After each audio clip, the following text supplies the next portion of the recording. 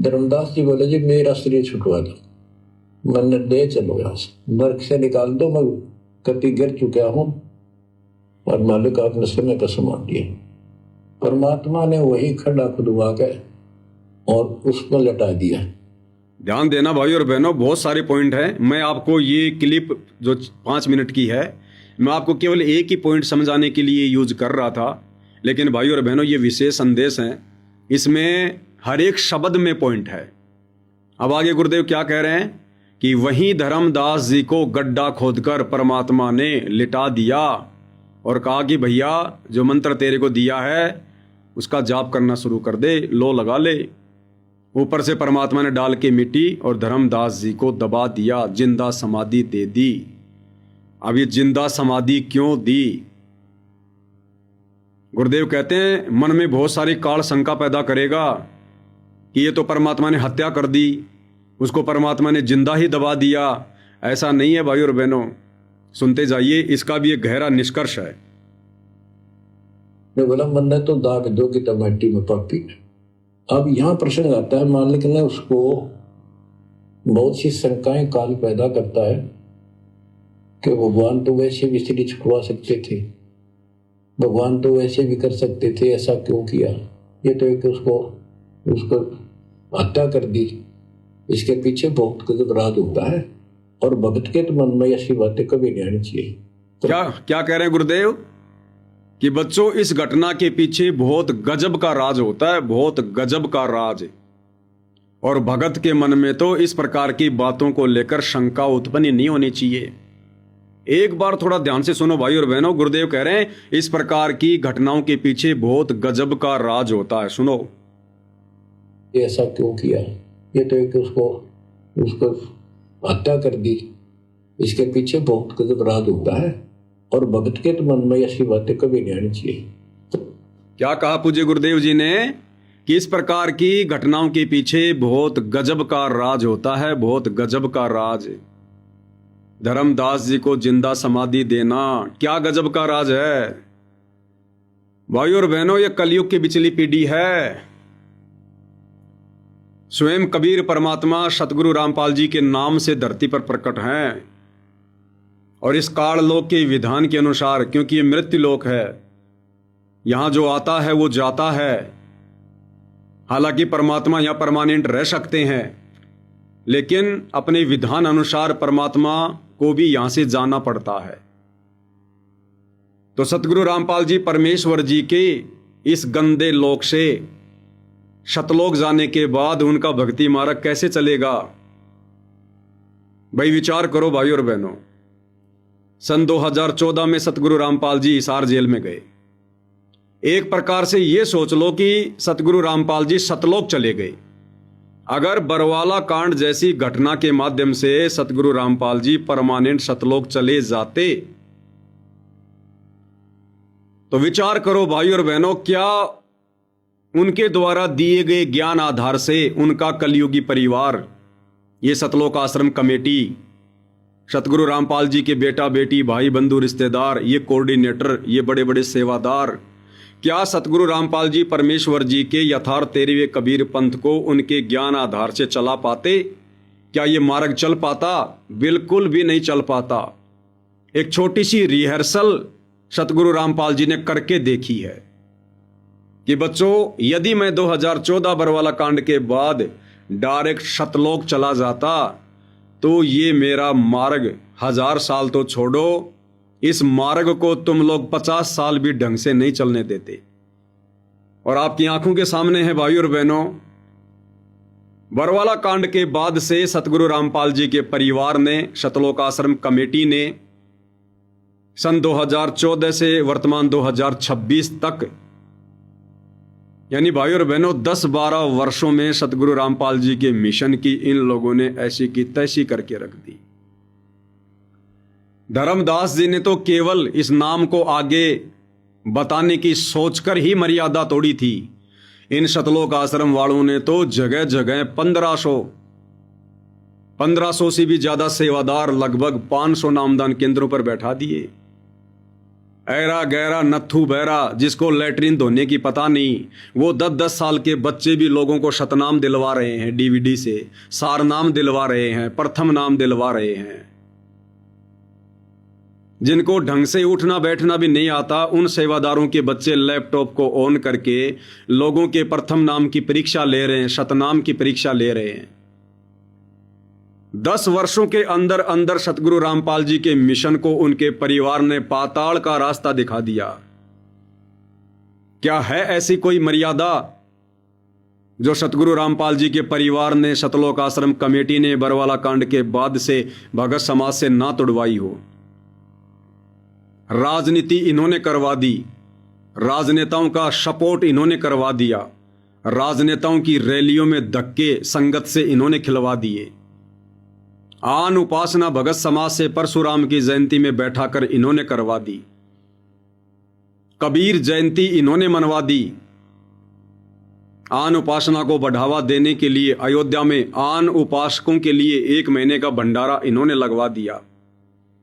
भगत समाज का ज्योति पाठ और दान का पैसा जाटों की धर्मशाला बनवाकर, किसी गौशाला में दान देकर, तरह तरह के जगत वालों के लिए भंडारे लगाकर, झूठे व्यर्थ के मान सम्मान के कार्यक्रमों में करोड़ों रुपए बर्बाद करवाकर इन लोगों ने लगवा दिए, बर्बाद करवा दिए।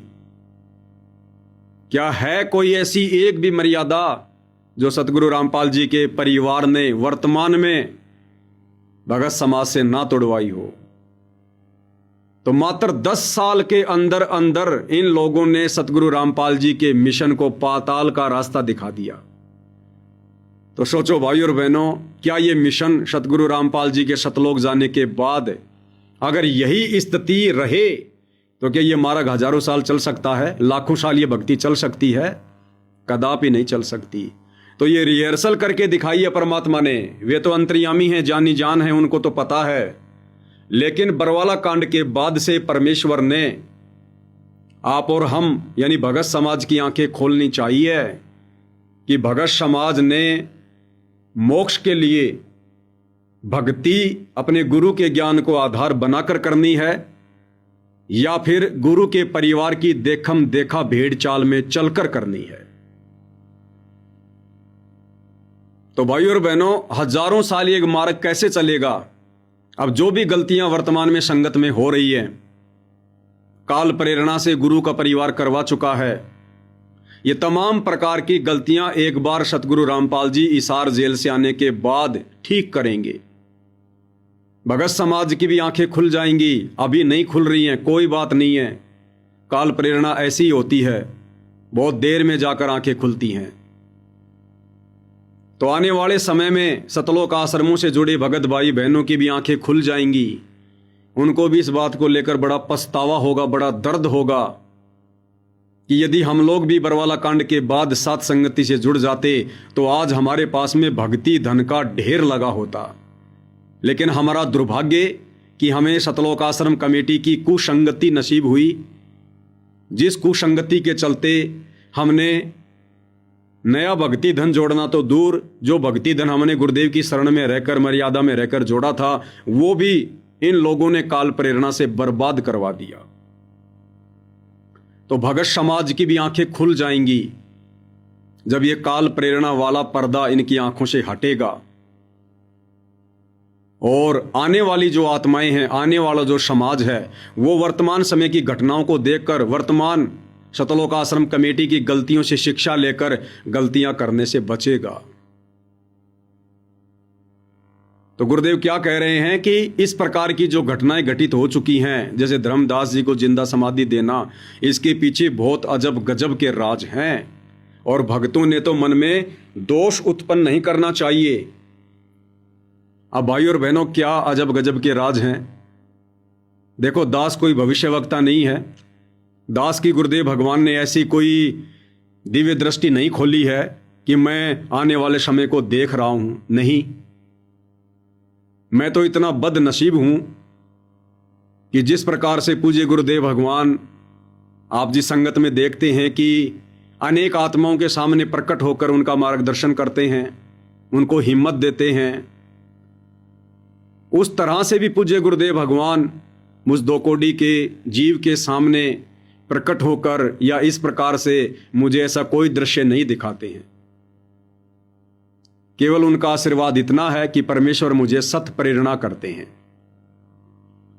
और जब से परमात्मा ने सात संगतियां शुरू करवाई है, दास को खड़ा किया है, इतिहास गवाह है भाइयों और बहनों, मान बढ़ाई से दूर होकर, अहंकार से दूर होकर, अपने आप को दो कोड़ी का तुच्छ प्राणी समझकर, परमेश्वर के चरणों की धूल समझकर, आप भाई बहनों का नौकर समझकर, दास ने जो जो बातें आप भाई बहनों के सामने रखी हैं, प्रस्तुत की हैं, वो एक एक बात समय आने पर सत्य साबित हुई है।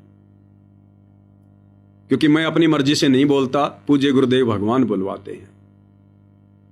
तो वो अजब गजब रहस्य क्या हैं धर्मदास जी को जिंदा समाधि देने के पीछे? तो भाइयों और बहनों, ये जो भक्ति मार्ग है, यथार्थ 13वां कबीर पंथ है, ये सतगुरु रामपाल जी भगवान की गैर हाजिरी में जो हजारों साल चलेगा, लाखों साल ये भक्ति मार्ग चलेगा, वो केवल इस ज्ञान के आधार से ही नहीं चलेगा। इस ज्ञान को आधार बनाकर तो केवल आत्माएं उनके धरती पर रहते सहते शतलोक में निवास स्थान प्राप्त कर लेंगी। लेकिन गुरुदेव के जाने के बाद धीरे धीरे ज्ञान आधार भी कमजोर होता चला जाएगा। फिर उस समय कैसे चलेगा ये मार्ग? उसके लिए भाई और बहनों बहुत सारे प्रत्यक्ष चमत्कार होने बाकी हैं। देखो, अभी तक गुरुदेव ने प्रत्यक्ष चमत्कार क्यों नहीं किए? केवल ज्ञान दिया, संघर्ष किया। इसके पीछे का रीजन यह है कि परमात्मा ने चमत्कार ना दिखाकर, क्योंकि चमत्कार देख देख कर 650 साल पहले हमारे में से एक भी पार नहीं हुआ। तो गुरुदेव वर्तमान में ज्ञान को आधार बनाने पर जोर इसलिए दे रहे हैं और प्रत्यक्ष चमत्कार इसलिए नहीं कर रहे क्योंकि परमात्मा ने अपने इस धरती पर रहते सहते आत्माओं को शतलोक भेजना है। उसके लिए परमात्मा ने ये मार्ग ज्ञान आधार का चुना है कि आत्मा ज्ञान से दृढ़ हो जाए।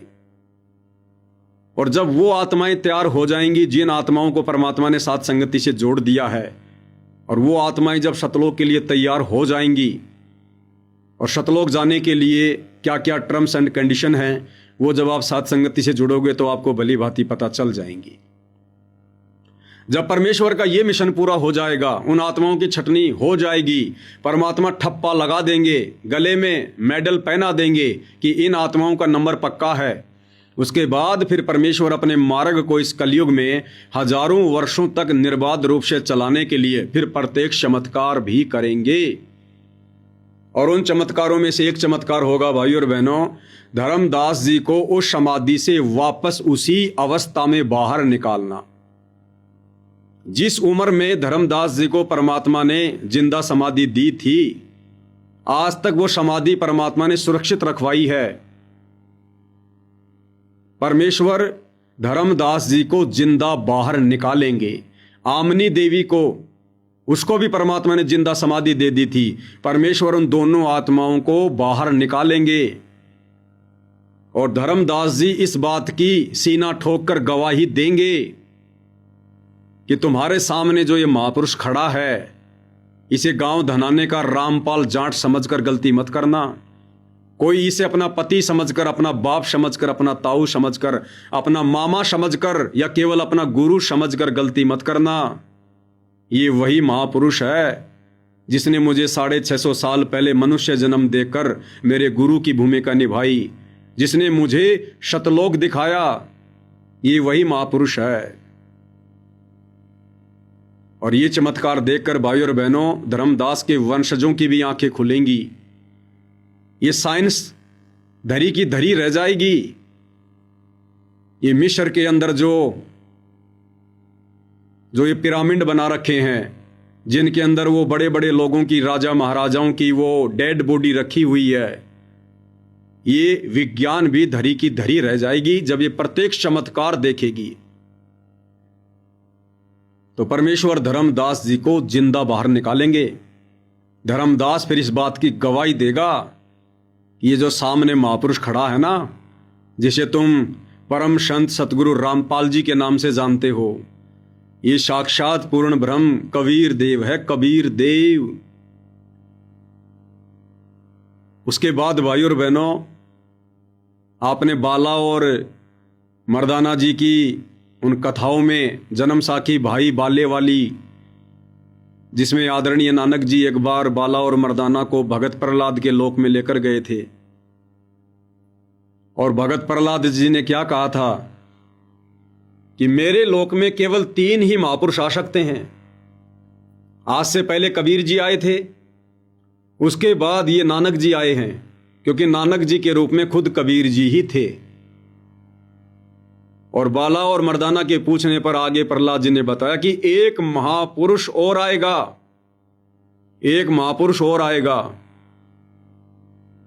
तो मर्दाने ने पूछा कि जी वो कौन होगा, कैसा होगा, कौन सी धरती पे आएगा। ये सारी बातें मर्दाना के माध्यम से सतगुरु रामपाल जी ने बुलवाई, क्योंकि परमात्मा ने उदाहरण पेश करना था। अन्यथा मर्दाना जी को क्या मतलब था, वो कौन सी धरती से होगा, कौन सी जाति में होगा। क्या नानक जी ने कभी बाला मर्दाना को यह बात नहीं बताई कि भी संतों की कोई जाति नहीं होती है? जात ना पूछो संत की, पूछ लीजियो ज्ञान, मोल मत करो तलवार का, पड़ी रहन दो म्यान। क्या नानक जी ने अपने शिष्यों को यह बात नहीं बताई थी? उसके बावजूद भी मर्दाने ने पूछा कि वो कौन सी जाति में होगा जो आपके लोक में आएगा। तो ये सारी की सारी जो प्रेरणा थी, ये कबीर परमात्मा सतगुरु रामपाल जी मर्दाना में कर रहे थे। तो भगत प्रहलाद जी ने कहा कि वो पंजाब की धरती पर होगा, वो महापुरुष पंजाब की धरती पर प्रकट होगा और जाट जाति में होगा, और उसका प्रचार प्रसार क्षेत्र बरवाला होगा, बरवाला। और फिर गुरुदेव ने क्या बताया कि ये है वो महापुरुष। तो भाई और बहनों, भाई बाले वाले की जन्म साखी में जो ये प्रकरण लिखा हुआ है कि नानक जी के सचखंड जाने के सैकड़ों वर्ष बाद एक महापुरुष और आएगा जो पंजाब की धरती पर होगा, यानी जिस समय परम पूज्य परमेश्वर सतगुरु रामपाल जी 8 सितंबर 1951 में गांव धनाना में प्रकट हुए, उस समय भाई और बहनों हरियाणा प्रांत नहीं बना था, और ये जो हरियाणा का जो क्षेत्र है ये पंजाब की धरती था। तो सतगुरु रामपाल जी उस भविष्यवाणी के अनुसार पंजाब की धरती पर प्रकट हुए हैं, और सांसारिक तौर पर जाट वर्ण में है, जाट जाति में है, और उनका प्रचार प्रसार क्षेत्र बरवाला रहा है। तो भाई और बहनों, यदि सतगुरु रामपाल जी अपने कुछ भक्तों को लेकर यदि भगत प्रहलाद के लोक में नहीं गए, तो दुनिया कैसे विश्वास करेगी उस भविष्यवाणी पर?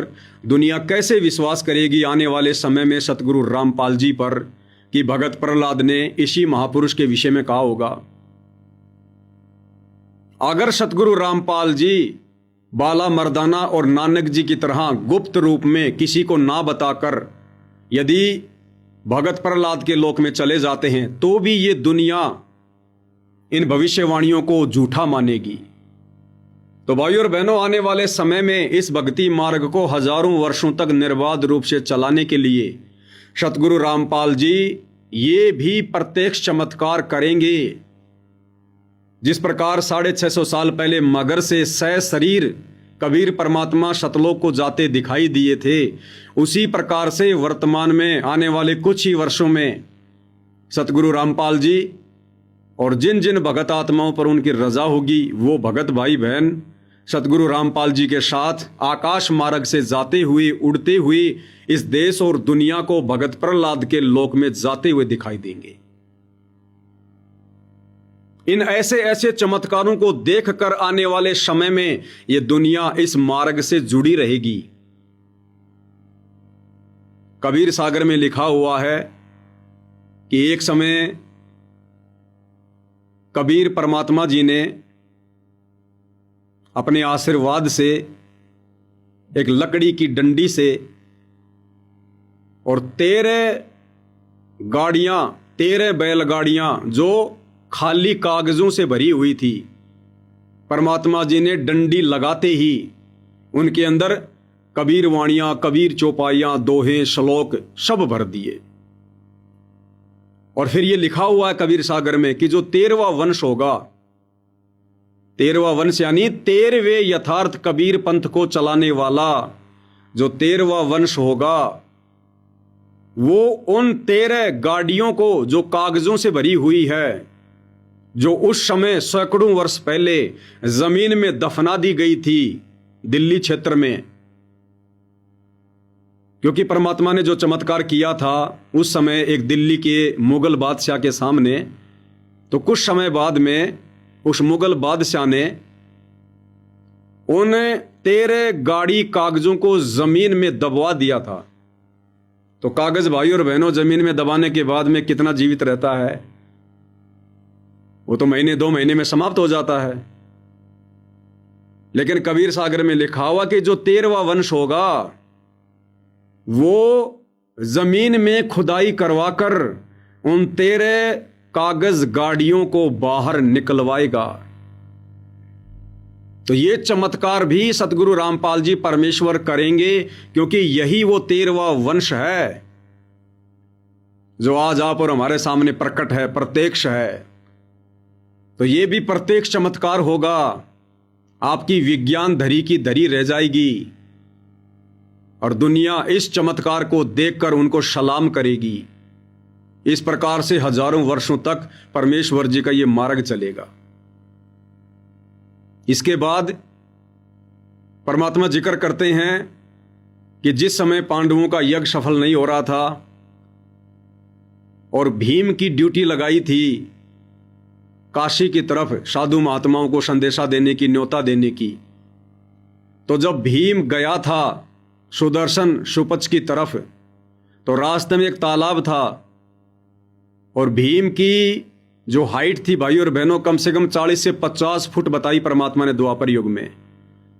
तो भीम ने जाने से पहले रास्ते में जो एक बहुत बड़ा तालाब था, उस तालाब में जो स्नान किया था, और वो तालाब इतना गहरा था, इतना लंबा चौड़ा था कि 50 फुट के भीम के पैर भी उस तालाब में नहीं टिक रहे थे, इतना गहरा था। और जो है वो किलोमीटर के अंदर वो फैला हुआ था। और बाद में परमात्मा जी ने बताया कि भीम, तू जिस तालाब में नहाकर आया था जिसमें तेरे पैर भी नहीं टिक रहे थे, वो पता है क्या था? वो कुंभकर्ण की खोपड़ी का ऊपर ऊपर का हिस्सा था। यानी खोपड़ी का जो एक कटोरा है ना ऊपर ऊपर का, केवल खोपड़ी के ऊपर ऊपर का हिस्सा था वो, जिसमें तू नहाकर आया था, जिसमें तेरे पैर भी नहीं टिक रहे थे। तेरे जैसे बली बली ना जाने कितने होके जा लिए। तब भीम का अहंकार टूटा था, थोड़ा नरम हुआ था। तो भाइयों और बहनों, ये कथा मात्र सुनाने के लिए नहीं, आप और हम भक्तों ने तो अपने गुरु को परमात्मा मानकर, आप और हमारा कोई पिछला भक्ति संस्कार मजबूत है, जिस वजह से गुरुदेव भगवान ने कहा और हमने सहर्ष मान लिया, स्वीकार कर लिया निसंदेह। लेकिन ये दुनिया कैसे मानेगी? ये दुनिया कैसे विश्वास करेगी? दुनिया तो ढोंगी कहेगी, पाखंडी कहेंगी कि क्या ये संभव है कि कोई व्यक्ति इतना बड़ा लंबा चौड़ा हो सकता है जिसकी खोपड़ी का ऊपर ऊपर का हिस्सा ही कई किलोमीटर में फैला हो? तो वो बाकी व्यक्ति कितना लंबा चौड़ा होगा, कितना किलोमीटर ऊंचा होगा? क्या कुंभकर्ण इतना लंबा चौड़ा था? तो दुनिया कैसे विश्वास करेगी?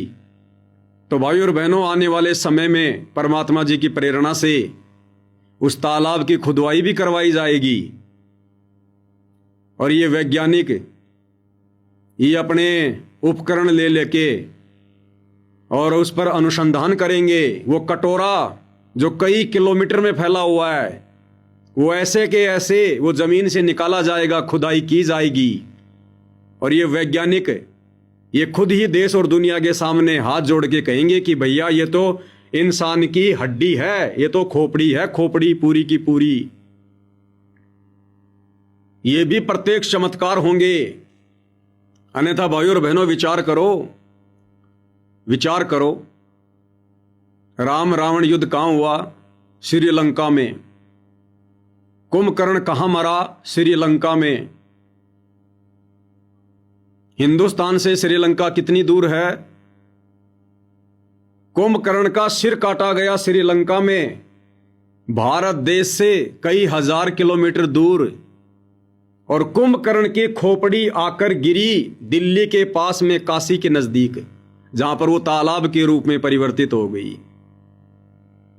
क्यों किया परमात्मा ने ऐसा? आने वाले समय में प्रत्यक्ष लोगों को दिखाने के लिए। तो भाई और बहनों, ये तरह तरह के चमत्कार आने वाले समय में प्रत्यक्ष होने वाले हैं। ये आज से पहले भगवान ने इसीलिए नहीं दिखाए और नहीं किए, क्योंकि अगर परमात्मा ये चमत्कार दिखाने शुरू कर देते 650 साल पहले की तरह, तो भाई और बहनों फिर शतलोक के लिए कोई भी आत्मा तैयार नहीं होती ज्ञान को आधार बनाकर।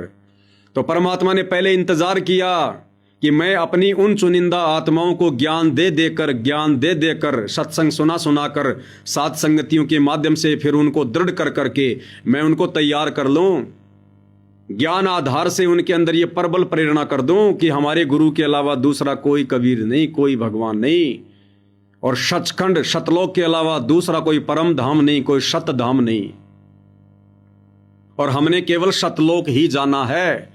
इस गंदे लोक की सारी व्यवस्था से परमेश्वर ने हमें ज्ञान दे देकर परिचित करवाया। तो सतलोक के लिए परमात्मा ने जिन जिन आत्माओं को तैयार करना था वो परमेश्वर ने कर लिया। सात संगति में उनकी ट्रेनिंग चल रही है। सौभाग्य से कोई इक्की दुक्की आत्माएं सतलोक आश्रमों से टूटकर आएंगी तो आ जाएंगी, अन्यथा भाई और बहनों परमेश्वर का मिशन 90% लगभग पूरा हो चुका है। अब ये सतलोक आश्रमों से जुड़े भाई बहन जो आगे सात संगति से जुड़ेंगे वो तो जुड़ना ही पड़ेगा, दूसरा कोई तरीका है ही नहीं भक्ति करने का। अगर भक्ति करनी है तो साध संगति से जुड़ना ही पड़ेगा। जो भक्ति विधि परमात्मा ने सात संगति में शुरू करवा रखी है वो सब ने शुरू करनी पड़ेगी, स्वीकार करनी पड़ेगी। लेकिन भाई और बहनों मोक्ष से वंचित रह जाएंगे। ये इन आत्माओं का बहुत बड़ा दुर्भाग्य रहा जो इनको बरवाला कांड के बाद साध संगति नहीं मिली, इनको सतलोक आश्रम वालों की कुसंगति मिली। तो ये प्रत्येक चमत्कार भाई और बहनों आने वाले समय में होने बाकी हैं, और इन्हीं चमत्कारों को देख देख कर फिर ये दुनिया हजारों वर्षों तक इस मार्ग पर टिकी रहेगी। लोग बकवाद नहीं करेंगे, डरेंगे लोग चोरी करने से, जारी करने से, रिश्वत लेने से, व्यभिचार करने से, मिलावट करने से, किसी को धोखा देने से, क्योंकि इस प्रकार के प्रत्येक चमत्कार देखने के बाद उनको थोड़ा बहुत विश्वास भी होगा और उनको भय भी हो जाएगा कि यदि हमने सतगुरु रामपाल जी के भक्तों के साथ कुछ अटपट की या हमने लोगों के साथ में धोखाधड़ी की तो हमारा नुकसान हो जाएगा। तो इन चमत्कारों के आधार से भाई और बहनों फिर ये गुरुदेव भगवान का मार्ग उनके सतलोक जाने के बाद में चलेगा। अन्यथा उनके धरती पर रहते सहते उनके खुद के परिवार ने, उनके बेटा बेटी भाई बंधु रिश्तेदारों ने बरवाला कांड के बाद आप देख लो किस प्रकार से भक्ति विरुद्ध कर्म करवा के, संगत की मर्यादा तुड़वा के और इस भक्ति मार्ग में राजनीति जैसे गंदे कर्मों का समावेश करवा के, स्टेडियम बनवा के, लाइब्रेरियां बनवा के, आरक्षणों में भक्तों को बैठा के, गुंडों की सीबीआई जांच का समर्थन करवा के, परशुराम की जयंती में बैठाकर आन उपासना करवाकर, आन उपासना में सहयोगी बनाकर किस प्रकार से इस मार्ग को, इस मिशन को पाताल का रास्ता दिखा दिया। तो ये प्रत्येक चमत्कार आने वाले समय में होने बाकी हैं। इसीलिए पूज्य गुरुदेव भगवान ने यहाँ पर भाई और बहनों ये इशारा किया है, ये संकेत किया है कि धर्मदास जी को जो जिंदा समाधि दी थी ये बहुत अजब गजब के रहस्य हैं।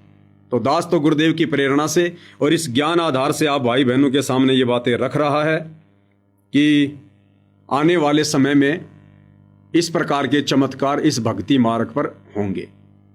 तो हम भाई बहनों ने गुरुदेव भगवान के मुख कमल से निकले हुए किसी भी वचन को, किसी भी शब्द को हमने भाई और बहनों छोटा नहीं समझना है।